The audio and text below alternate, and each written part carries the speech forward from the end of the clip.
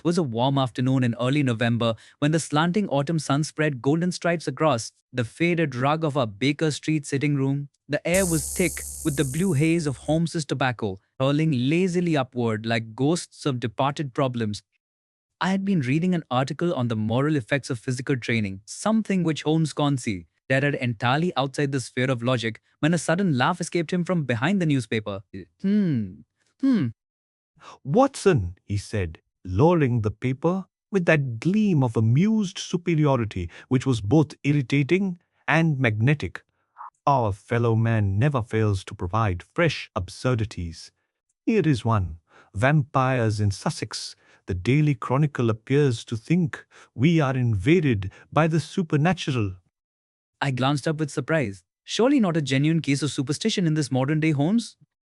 Superstition is the fungus that grows upon ignorance, my dear fellow.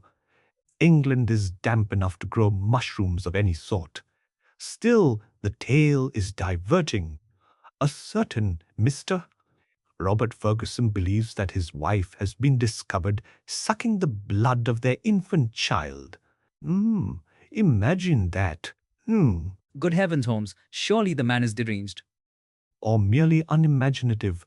A husband who sees what he expects to see rather than what is. Yet, mark this, Watson. The letter is not from the newspapers. Here is one addressed directly to me, delivered not an hour ago. He handed me a folded sheet of thick cream paper, its corners slightly frayed by agitation. The handwriting was firm, masculine, and deeply indented, showing a man of strong character, yet of nervous control. "Read it aloud, if you please," said Holmes, stretching himself upon the settee and steepling his long fingers beneath his chin. My dear Mr. Holmes, I began, I have for some years known of your reputation, and I beg you, in the name of humanity, to come to my assistance. My household is threatened by a horror I cannot name without shame. My wife, whom I have loved and honored, stands accused of an act so monstrous that I scarcely dare commit it to paper. Twice she has been found with our infant bleeding at the neck. I cannot bring myself to believe her guilty, and yet the evidence is damning. My eldest son, a lad from a former marriage, swears he has seen her stoop upon the cradle. We live at Cheatham Grange, near Lamberley, Sussex. If you can, for pity's sake, come at once. Polite. Yours faithfully, Robert Ferguson. What do you make of it, Holmes? I asked, folding the letter carefully. A mixture of truth, hysteria, and the provincial imagination, he replied. Observe the sequence of facts. 2 incidents, an accuser with motive unknown, and a husband too, torn between reason and affection, to act. It is precisely such confusion that breeds tragedy. I think we shall take the morning train to Sussex. Do you suspect foul play? Every suspicion is a candle, Watson. It may illuminate or it may flicker out. The question is, who strikes the match? For now, let us collect data. He rose briskly and crossed to the mantelpiece where our correspondence lay in a heap. With the deftness of long habit, he sorted, discarded, and filed the rest. His mind had already leapt from abstraction to action. "You perceive, Watson," said he, "that the alleged vampire must be a woman of emotional intensity. Husband's tone betrays both fear and love. The stepson is likely the origin of the accusation, perhaps jealous or resentful, and the infant, of course, is an innocent pawn. Then you do not entertain any supernatural explanation?" Supernatural, my dear Watson, is merely natural phenomena misunderstood. When we eliminate the impossible, whatever remains, however improbable, must be the truth. You should know that by heart. "Indeed I do," said I, smiling. "But I confess that the idea of a vampire in Sussex has a certain, shall we say, romantic appeal." Romance is the enemy of reason, my friend. Yet I shall grant it this much. It sells newspapers. Holmes lit another pipe and sank into his armchair. The firelight flickered upon his sharp profile, carving each line of intellect and irony upon his face. Outside, the bustle of Baker Street drifted through the open window, the cry of a newsboy, the clatter of hoofs, the distant bell of St. Teed. Marylebone. Watson," said he suddenly, "do you recall the Matilda Briggs case? The one involving the giant rat of Sumatra? You never told me the full particulars." And for good reason. It is not yet time. But this Sussex business, mark my words, will prove equally curious. though in a more domestic fashion. Prepare yourself. I shall wire Mr. Ferguson that we arrive by noon. The remainder of the evening passed in our customary companionship, Holmes deep in analysis, I in speculation. His violin lay across his knees, and he drew from it low strains that matched the brooding mystery of the letter. Next morning dawned clear and frosty. The shrill whistle of the early train carried us southward through rolling meadows, mist-clad and glistening with dew. Holmes, wrapped in his long grey travelling cloak, spoke little. His eyes were half closed, but I knew his mind was racing along invisible tracks faster than any locomotive. You observed the morning papers? I ventured at last. Nothing further regarding the so-called vampire. Naturally, the press feeds upon sensation, and when none is forthcoming, it manufactures it. I prefer the evidence of the senses. Tell me, Watson, what do you deduce from the tone of our correspondent? That he's an educated man, probably athletic, see the firm pen strokes, and one accustomed to command, yet evidently distressed to the verge of collapse. Excellent. You grow perceptive, my dear fellow. Add to that a trace of medical familiarity. The mention of bleeding at the neck is curiously clinical. Perhaps a colonial trader or sportsman. I begin to scent the true quarry. You mean the wife? I mean the truth, which may or may not wear the mask of a woman. Let us wait. We reached the Linen station of Lamberley shortly after midday. The air was sweet, with autumn leaves and distant sea salt. A dog cart awaited us, driven by a sturdy groom who touched his cap respectfully. Mr. Ferguson, sir, he bade me fetch you straight away. Very good, said Holmes, climbing aboard. Drive on, drive on. As we rattled through the narrow lanes, could not help admiring the calm grandeur of the Sussex Downs, their broad shoulders rolling toward the horizon like green waves frozen in motion. Yet the beauty of the scene jarred strangely with the grim purpose of our visit. Cheatham Grange proved a solid Georgian house, ivy-clad and dignified, standing amid clipped lawns and yew hedges. The door was opened by a grey-faced butler who ushered us into a sombre hall lined with trophies of the chase spears, antlers, and a great stuffed baboon glaring from a pedestal.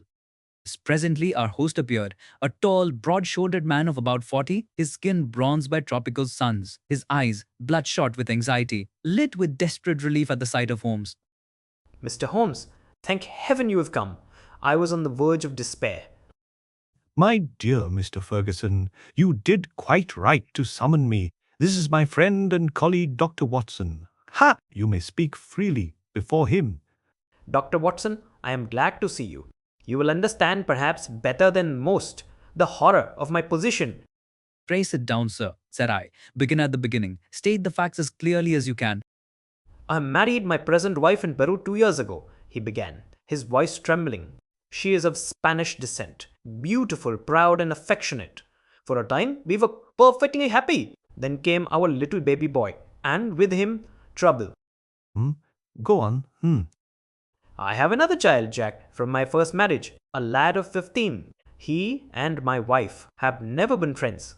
Recently, he came to me in great agitation, declaring he had seen her bending over the cradle and biting the child's neck. I could not believe it, yet when I rushed in, I found her there, the baby bleeding. She fainted. Later she swore she had done nothing save kiss the child. A dreadful accusation indeed, said I. Oh, and there has been a second incident? Yes, 2 nights ago. Again the baby was bleeding. Again she was discovered by the cradle. Since then, she has locked herself in her room, refuses to see me, and nurses the child herself. I fear to leave them alone, yet she will not permit the nurse to approach. Is there any history of mental instability in her family? None that I know, but her temper is fiery, her pride wounded easily. She has struck Jack once for insolence. Since then, the boy avoids her. Holmes paced the hearthrug, his brows knit, his keen eyes darting from object to object, as if each piece of furniture held a clue. You mentioned Peru. Do you by chance possess any relics or curiosities from that country? Some weapons, idols, and a blowpipe. They are in that cabinet. A blowpipe, murmured Holmes thoughtfully. Interesting.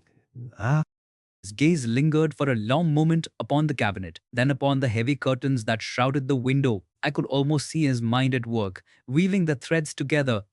Mr. Ferguson, may I see the child and your wife?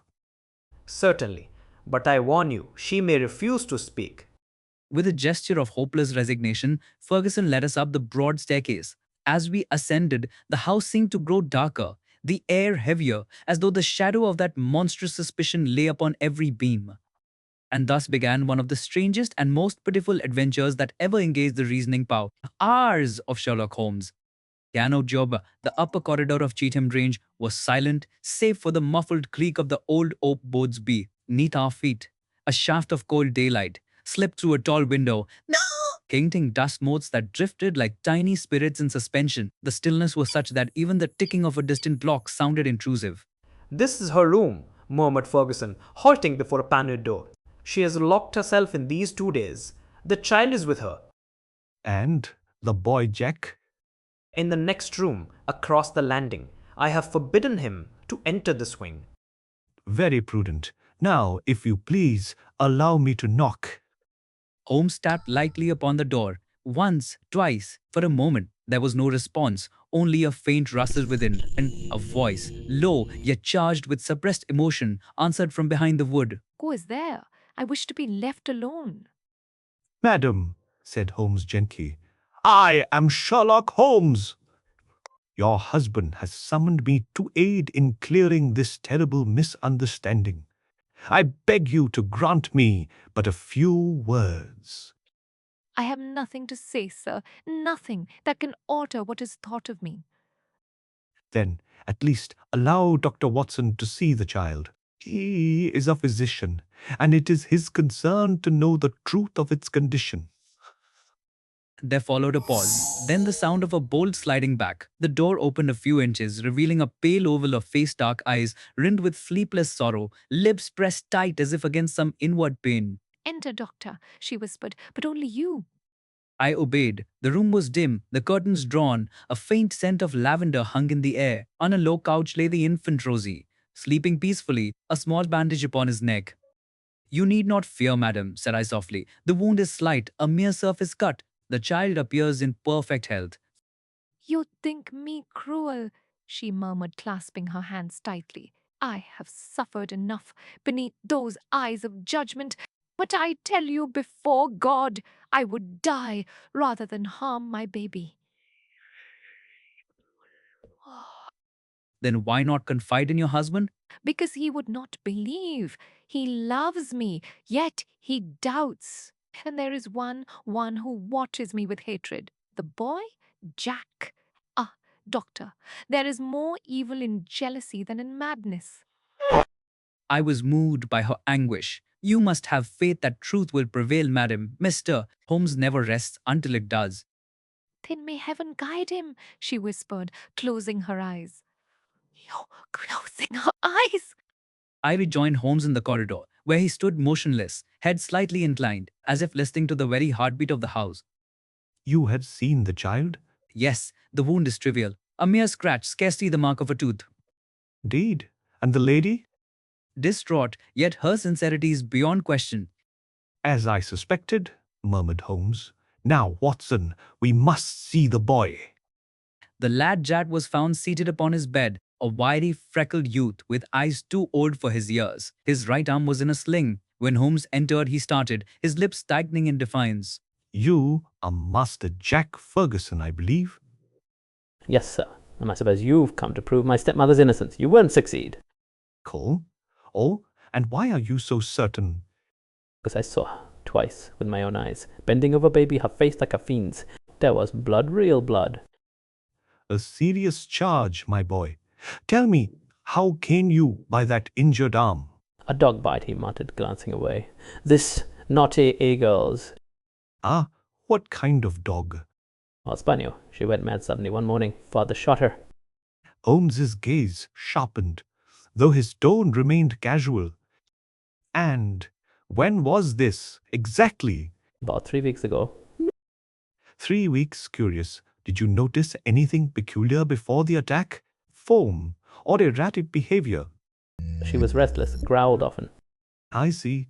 Thank you, Master Jack. You may rest easy. Truth has a way of shining through even the thickest cloud.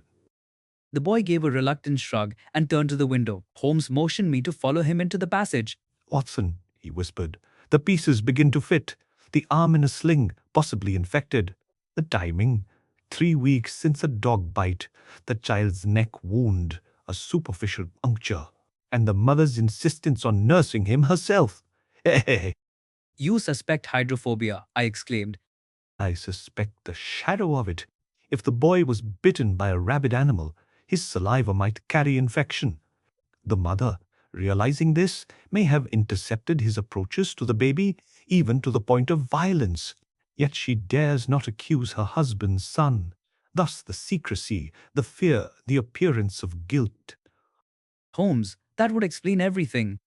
Nearly everything, my dear Watson. The final proof awaits. Come, I must test my theory. We descended once more to the hall, where Ferguson paced like a man in torment. Well, Mr. Holmes, what have you discovered? Enough to warrant hope, sir. But before I speak, I must ask you to bring the boy and your wife together in my presence. There is no danger, but much depends upon your trust. If you command it, it shall be done. Within minutes, the family was assembled in the drawing room. Mrs. Ferguson entered last, the baby in her arms, her face pale yet composed. The boy stood apart, sullen and restless. Holmes took his position by the hearth, his keen eyes glancing from one to another. Mr. Ferguson, said he, you have suffered grievously under a misunderstanding. The true explanation, though strange, is neither criminal nor supernatural. Allow me to demonstrate. He turned to Mrs. Ferguson. Madam, will you tell us why you have refused others the care of your child? Because I feared for him, she said simply. I dared not speak. My stepson's wound, his arm never healed rightly. I feared what his breath might carry. So when I saw him stoop over the cradle, I struck him away and bent to cleanse the wound with my own lips. That is all. Hmm. Hmm. Hmm. Good God, cried Ferguson, springing up. You thought the boy mad, that he might infect the child? I feared it, yes, but I would not shame him. He is your son. And thus the marks upon the infant's neck were not the bites of a vampire, but the innocent healing attempts of a mother's despair. The mystery, Mr. Ferguson, lies only in human ignorance and love's silence. For a long moment, none spoke. The wind sighed against the panes like a long delayed relief.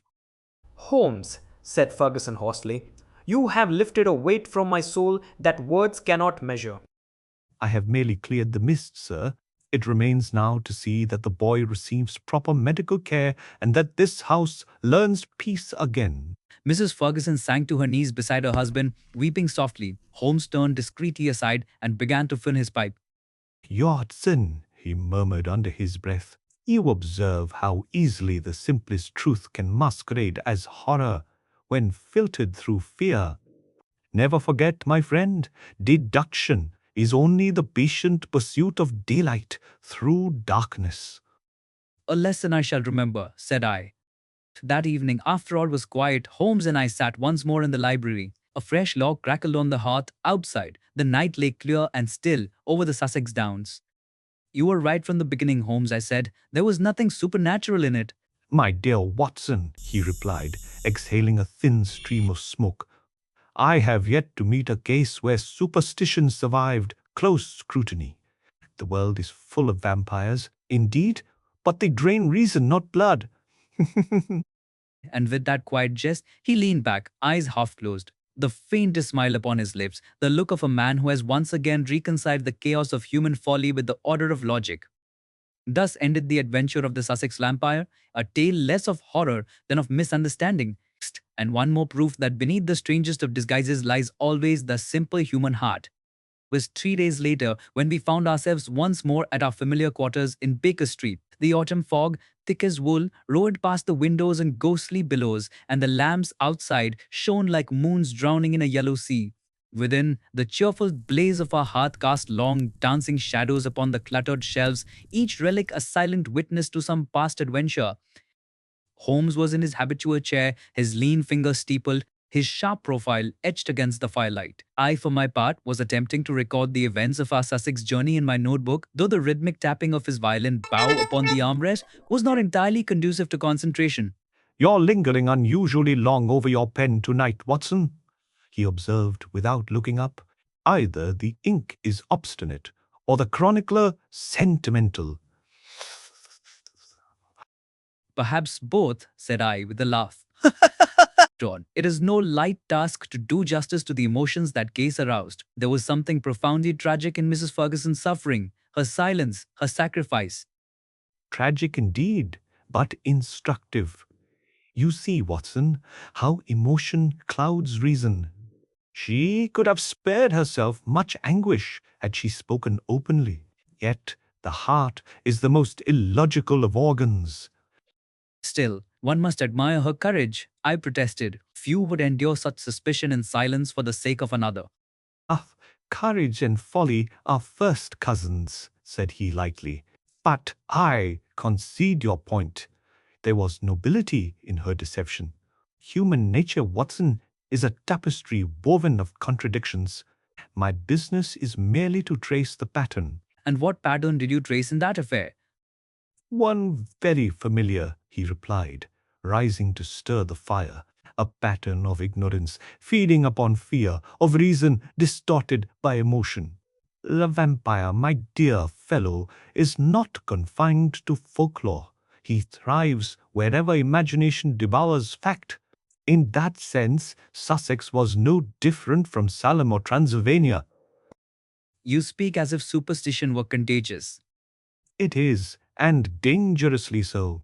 An idea can infect a household more swiftly than any bacillus. Once the notion of guilt took root in Ferguson's mind, he saw blood where there was only mercy. I laid down my pen, struck by the gravity of his tone. And yet, Holmes, I cannot but think that there is room in the world for a touch of mystery. It lends color to life. Outside that, Color, yes. But color can conceal as well as reveal. The detective's task is to strip the paint until truth stands bare. You, on the other hand, my dear Watson, are the historian of color. You add the human tint to my monochrome sketches. you mean I embellish your work with sentiment? I asked, pretending indignation. Precisely. And for that I am grateful. The public loves emotion, not deduction. Without you, my adventures would be as flavorless as an experiment in algebra.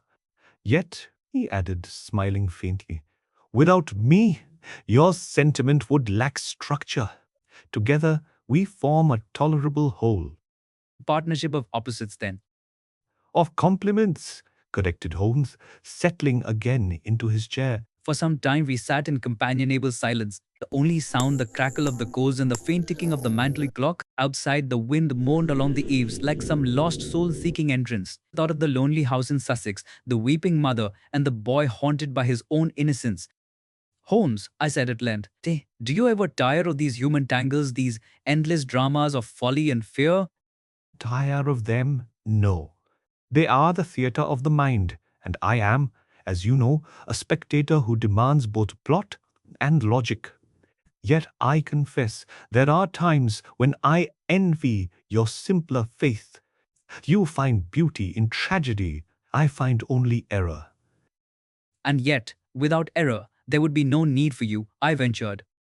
True enough, said he with a dry chuckle. In that sense, mankind is my profession's best patron.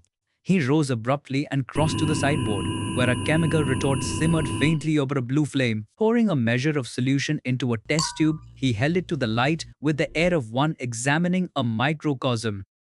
Observe, Watson, when one drop of this reagent touches the surface of that compound, it precipitates instant clarity.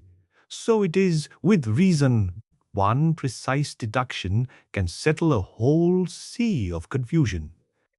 You speak as though deduction were an art, Holmes. It is both an art and a science. It demands imagination enough to conceive possibilities, yet discipline enough to reject them. The balance is delicate. Many err by leaping to conclusions, others by fearing to leap at all. The secret lies in timing. And yet, you often say that deduction is elementary.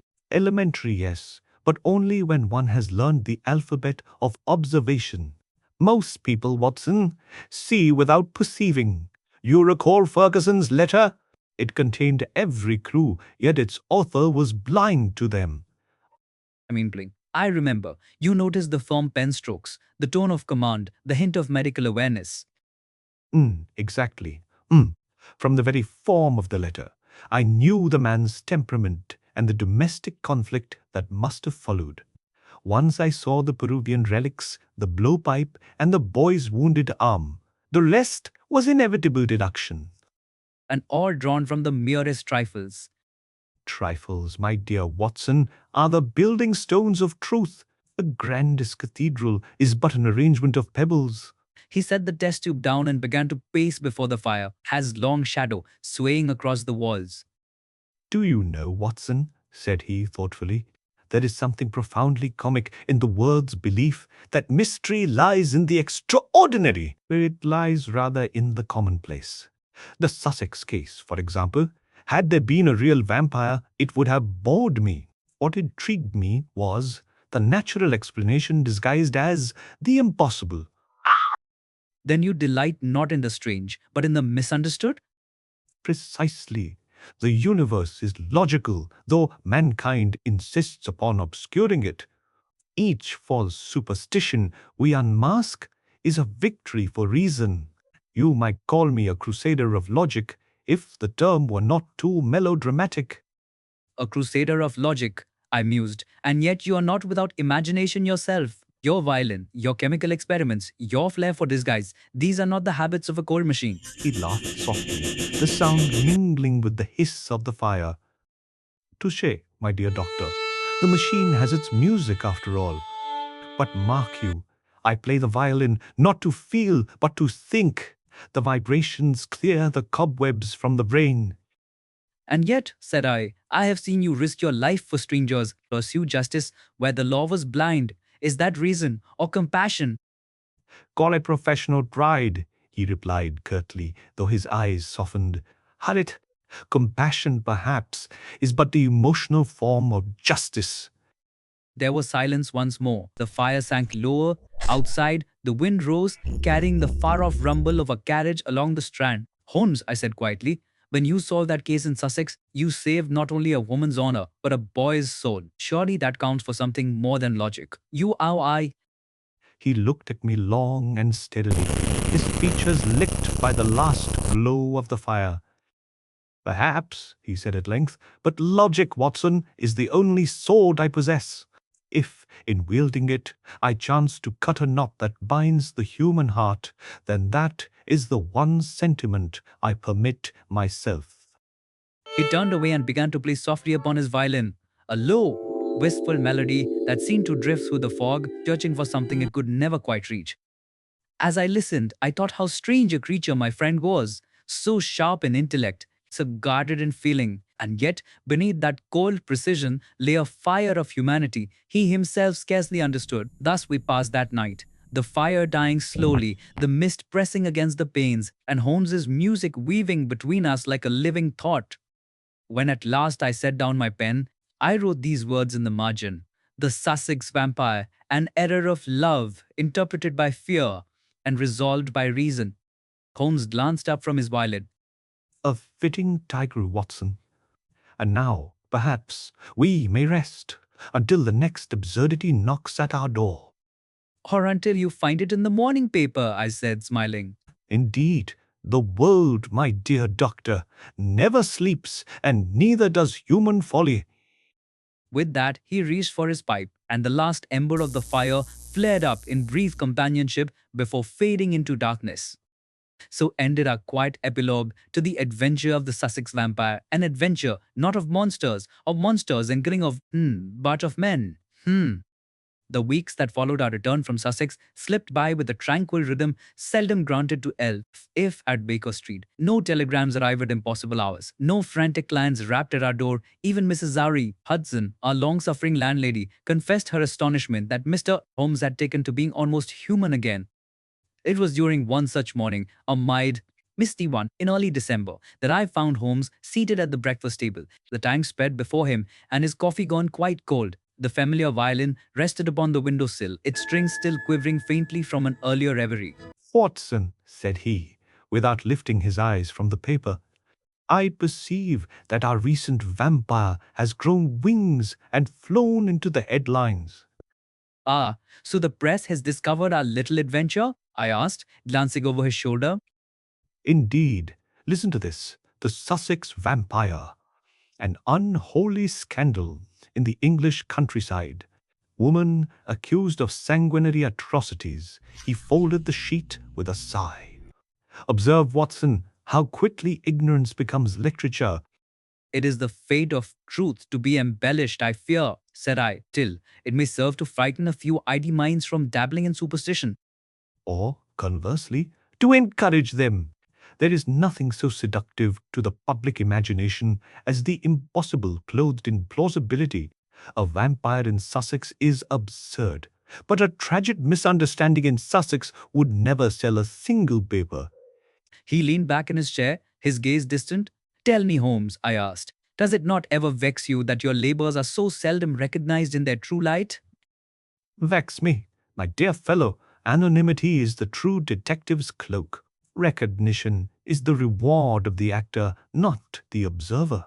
Besides, he added with that faint smile of irony, you chronicle me enough to satisfy the public appetite. And yet, I protested. It seems unjust that the world should praise ghosts while ignoring the man who exposes them. Let them praise their ghosts, Watson. I would rather be forgotten than mistaken. At that instant, a sharp rap sounded at the door. Mrs. Extent and the door, Eisend. Goodson entered bearing a card upon a small silver tray.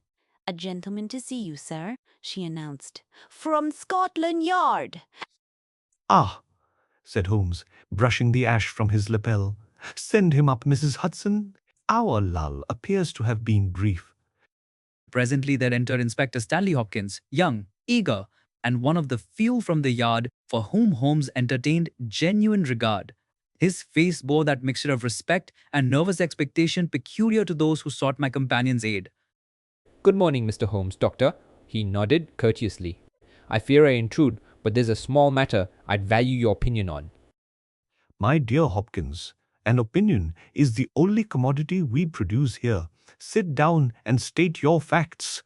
Hopkins drew from his pocket a folded slip of parchment and spread it upon the table. Compla. Upon it was traced a series of small irregular impressions.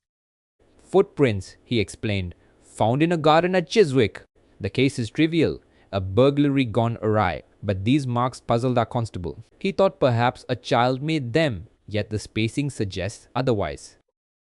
Holmes bent over the sheet, his keen eyes glinting. You see, Watson, here is the study of inference in miniature. Observe the depth. The left heel sinks more deeply, indicating a slight limp. The shape, barefoot but broad, suggests not a child, but a man accustomed to going unshod. And this smudge along the outer edge, chalk dust, if I'm not mistaken. A gymnast, perhaps, I ventured. Or a circus performer, yes, probably one who performs without shoes upon a chalked platform. Your burglar, Hopkins, is likely an acrobat of foreign extraction, Italian or Romany. Tell your men to inquire at the winter fairs. By Jove, Mr. Holmes, you make it sound absurdly simple. Because it is. Simplicity, my dear Inspector, is the most difficult thing to perceive. Men complicate facts with theories until truth suffocates beneath conjecture. I'll follow your lead, sir, and thank you kindly. With another handshake and a tip of his hat, Hopkins departed, his heavy boots echoing down the stair. Holmes watched the door close, then turned to me with a mischievous glint. A small affair but refreshing. One must keep one's deductions limber, like a fencer's wrist. Too much leisure breeds rust. You've had little enough leisure, Holmes, if truth be told. True, yet there are moments, Watson, when even I am tempted to envy your quieter practice. Patients, after all, do not vanish in the night or lie about their identities. You mistake them, said I, laughing. They vanish frequently into denial, stubbornness, or fear only. The doctor must diagnose the body where you diagnose the mind. A subtle distinction, he mused. But perhaps our trades are not so different. Both require observation, both aim at healing of a sort. Healing? Indeed, each mystery solved restores order to some corner of the human world. To restore order, my friend, is to heal. That rare admission struck me more deeply than any triumph of logic. I had always known Holmes's methods, but seldom glimpsed the moral purpose behind them. Then you are, in your way, a physician too, I said.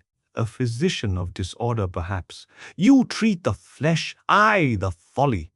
Between us, we may yet keep the species alive. Oh. The remainder of the morning passed in tranquil conversation. Holmes busied himself with an analysis of cigar ash, an experiment that, in his opinion, held more excitement than any duel. I resumed my writing, determined to finish the narrative of the Sussex affair before the details faded. At length he spoke again, his voice softened by reflection. Watson, do you recall Mr. Ferguson's final words at parting? He said you had lifted a weight from his soul. Lao! Just so. It is a curious thing, is it not, that men rarely thank reason until it spares them emotion? They cling to the comfort of belief until belief becomes unbearable. Cheerford, you speak as though reason were a stern god. Not stern, merely impartial. The scales of logic tip only to evidence, never to sympathy.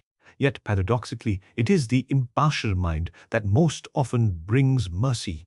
Had we indulged Ferguson's fears, an innocent woman might have perished in disgrace. And a boy in guilt. Precisely. Thus, you see, deduction may save souls as well as reputations. He rose, filled his pipe, and stood for a long moment at the window, watching the fog twist around the lamppost like white serpents. Strange, is it not, Watson, he murmured, that beneath all our civilization, man remains haunted by shadows of his own making? Vampires, ghosts, curses. They are but the reflections of our ignorance projected upon the unknown. And yet, said I gently, you yourself sometimes pursue what others would call shadows. True, but I pursue them to dispel them. That is the distinction. The scientist hunts darkness with a lamp, the fanatic with a torch. And which are we, Holmes? Ha, my dear doctor, said he with a faint smile. We are simply the keepers of the lamp. The clock on the mantel chimed noon. The fog outside had lifted, revealing a patch of pale sky. Haynes drew the curtains wider, as though the word itself had grown a little clearer. He turned to me suddenly. Watson, have you ever considered that every solved case is a kind of dawn? A dawn? Yes, the triumph of light over confusion. When a mystery yields to deduction, the sun rises anew, if only in one mind. Perhaps that is why I cannot rest. I am forever chasing the sunrise. Then may your days never grow too bright, I said, smiling. For what would you do without shadows to chase? Laughed, a rare, genuine sound.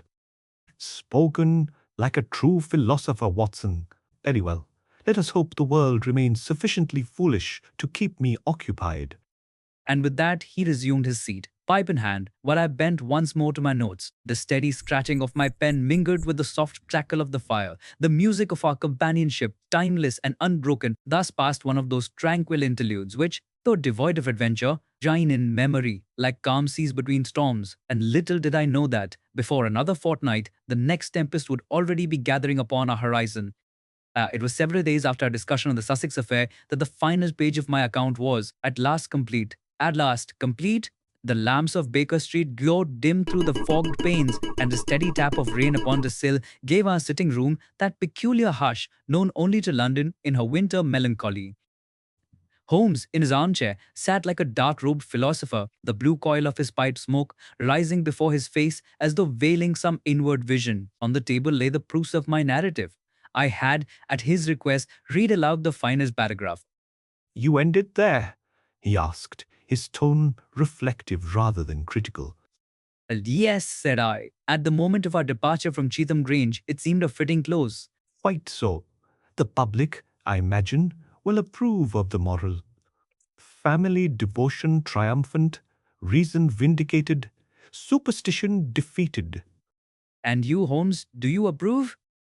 He smiled faintly. My dear fellow, your pen has a charm which even facts cannot entirely resist. But permit me one small correction. By all means. You ascribe to me too much of the romantic. You speak of intuition where there was only patient analysis. You transform calculation into inspiration. It flatters me, Watson, but it misleads your reader. I've always believed, Holmes, that your calculations themselves possess a kind of inspiration. Perhaps, he said softly, but only as a violin possesses music when rightly handled. It is the discipline, not the instrument, that performs the miracle. For a moment, the only sound was the hiss of the fire. Then Holmes leaned forward, tapping the manuscript thoughtfully. The Sussex case, trivial as it may seem, illustrates an old truth. Watson, that the grotesque is seldom criminal, and the criminal seldom grotesque.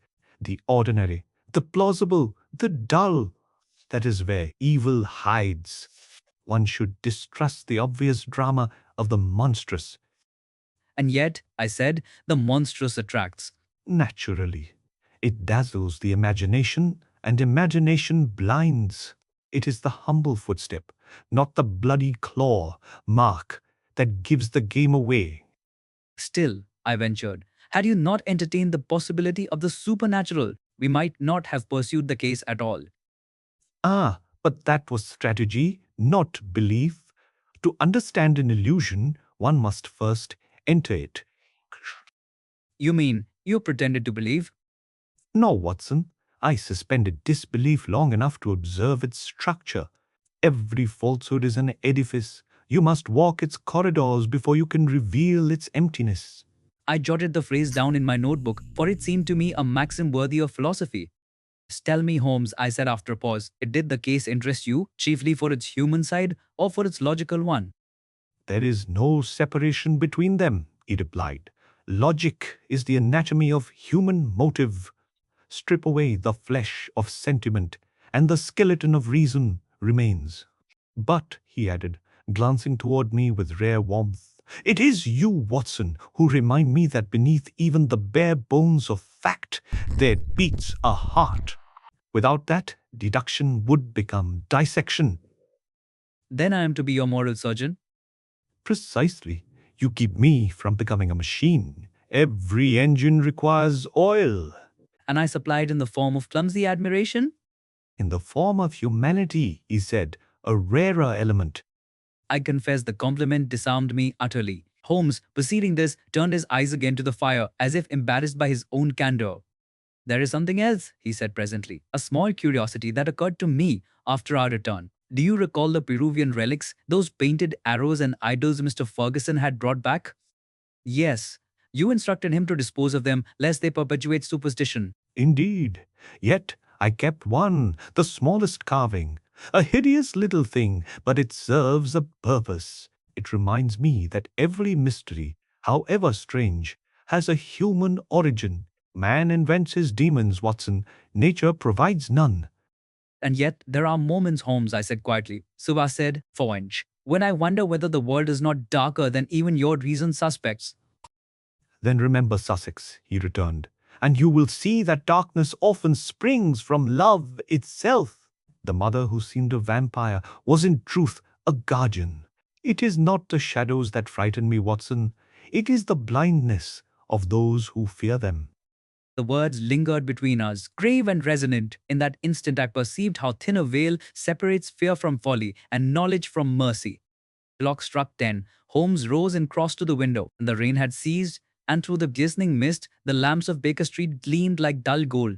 London sleeps, he murmured, and with it, its crimes, for a few hours at least. You sound almost wistful. Perhaps I am. There is an odd peace in ignorance, you know. Before the telegram rings, before the next case intrudes. Yet peace is but the pause between two inquiries. And do you never tire of the chase? Tire. On the contrary, each case is a mirror, and I study mankind in its reflection. When I tire of that, I shall take to beekeeping, as I have sometimes threatened. You would find even in bees some riddle to solve. Doubtless, he said with a laugh, they, at least, live by a logic of their own. We stood together for a time, gazing upon the sleeping city. Somewhere in the distance, a hansom rattled along Oxford Street, and the faint whistle of a constable echoed through the damp air. Holmes, I said at length, will you allow me one question, not of logic, but of friendship? Always, my dear Watson. Do you ever regret the life you have chosen, the solitude, the endless pursuit of puzzles? He turned his face toward me, and in the flickering light his features softened. Regret? No. The reflection, yes. There are moments when I envy the man who can rest content with common joys, the hearth, the child's laughter, the quiet evening. But then the wind changes, the scent of mystery drifts through it, and I am myself again. I follow the trail because I must. The hound cannot refuse the hunt. Then may you never lose your scent, old friend, said I. And you, Watson, may you never lose faith in the hunter. He smiled then, that rare and weary smile which illuminated all the keen lines of his face. Come, he said, the night grows cold. Let us see your manuscript and consign our vampire to history. There will be another case soon enough to banish the cobwebs. I wonder, I mused, gathering my pages, whether the next will be as strange. Strange, he echoed. The world itself is strange, Watson. We but glimpse its corners. And every corner hides a riddle waiting to be read. He extinguished the lamp, and the room was plunged into shadow save for the dying embers on the hearth. For a long moment neither of us spoke. Then faintly, through the window drifted the first silver thread of dawn. Thus ended the affair of the Sussex Vampire. An episode which taught me more than any other the breadth, clear, of my friend's intellect and the depth of his compassion. He had torn aside the veil of terror only to reveal a mother's love. And as I set down the final word, I thought that perhaps in that mixture of logic and pity lay the secret of Sherlock Holmes himself. For if deduction was his science, humanity was his art, and together, pages, they formed the rarest genius I shall ever know. And so I close this record, as I have so many others, with gratitude that fate permitted me to walk beside him through fog and fire too, through mystery and revelation, my friend, my teacher, my incomparable companion, Mr. Sherlock Holmes.